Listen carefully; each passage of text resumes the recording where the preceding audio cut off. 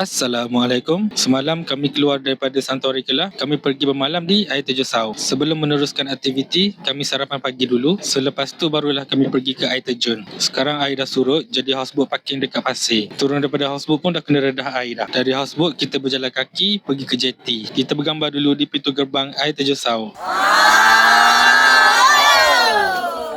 Jalan kaki ke air terjun ni kena hati-hati sikit sebab jalan dia licin.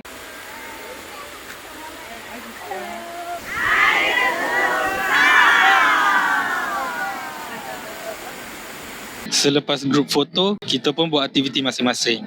Kali ini tak mandi air terjun pun. Pelancong kita hanya bergambar sahaja. Bila semua dah selesai bergambar, dah enjoy, kita pun balik semula ke houseboat. Sebab nak naik bot kecil pula pergi ronda-ronda. Macam biasa, kita bergambar dulu sebelum mula aktiviti.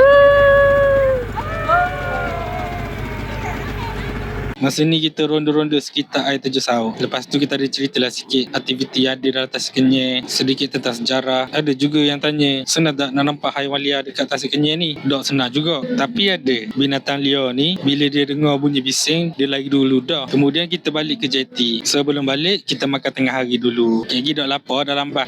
Maka berakhirlah trip 3 hari 2 malam di Tasik Kenyir. Terima kasih Uncle Aunty sebab datang bercuti di Tasik Kenyir dan Paradise Houseboat. Harap-harap ini menjadi kenangan manis dan dapat diceritakan kepada kawan-kawan serta anak cucu.